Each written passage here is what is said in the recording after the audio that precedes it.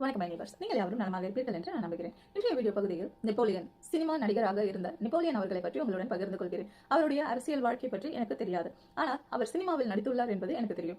அந்த சினிமாவில் நடித்து அவர் பிற்காலத்தில் அமெரிக்காவில் வந்து வசிக்க துவங்கினார். தற்பொழுது வரையில் அவர் அமெரிக்காவில் தான் இருக்கிறார். அதை பற்றி எனக்கு எந்த கருத்தும் கிடையாது. ஆனால் அவருடைய மகனுக்காக எடுத்த முயற்சிகளை பற்றி சில காரியங்களை உங்களுடன் பகிர்ந்து கொள்ள வேண்டும் என்று ஆசைப்படுகிறேன். அதற்கு முக்கிய காரணம், அவருக்கு வசதி வாய்ப்புகள் இருந்தது. அதனால் அவர் மிகவும் ஆடம்பரமாக செய்தார். அவர் பொதுவெளியில் அதை வெளியிடாமல் இருந்தால் நன்றாக இருக்கும் என்று நினைக்கிறேன். அதற்கு காரணம், அதே போல குழந்தைகளை கொண்ட பெற்றோர்களுக்கும் அந்த குடும்பங்களுக்கும் அது எவ்வளவு பெரிய தாக்கத்தை உருவாக்கி இருக்கும். சாதாரணமான குழந்தைகளுக்கு பல்வேறு காரியங்கள் இந்த உலகத்தில் கிடைப்பதில்லை. அப்படி இருக்கும்பொழுது ஸ்பெஷல் குழந்தைகளுக்கு எப்படி இப்படிப்பட்ட வாய்ப்புகள் கிடைக்கும்? அது மிகவும் அரிது. அந்த குழந்தைகளை விட அந்த குழந்தைகளின் பெற்றோர்கள், அவர்களுடைய குடும்பங்கள் எவ்வளவு பாதிக்கப்பட்டிருக்கும். ஒரு சாதாரணமான சில விஷயங்கள் அந்த குழந்தைகளுக்கு கிடைக்காத பொழுது ஒருவருக்கு இப்படி கிடைக்கிறது என்பதில் அவர்களுக்கு வயிற்றெரிச்சல் காணப்பட்டிருக்காது.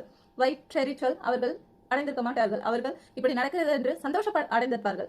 ஆனால் அவர்கள் இருதயத்தில் இருக்கும் சங்கடம் என்ன என்றால், என் குழந்தைக்கு ஒரு சாதாரண வாய்ப்பு கூட கிடைக்கவில்லையே என்ற ஒரு சங்கடம் கண்டிப்பாக அவர்களுடைய மனதில் இருந்திருக்கும். அதனால் நீங்கள் உங்களுடைய காரியங்களை செய்கிறீர்கள் என்றால், நீங்கள் உங்கள் குடும்பங்களுடன், நண்பர்களுடன், உறவினர்களுடன் சேர்ந்து செய்யுங்கள். அதை ஆடம்பரமாக செய்து அதை நீங்கள் ஊருக்கு காண்பிக்க வேண்டும் என்று அவசியம் கிடையாது.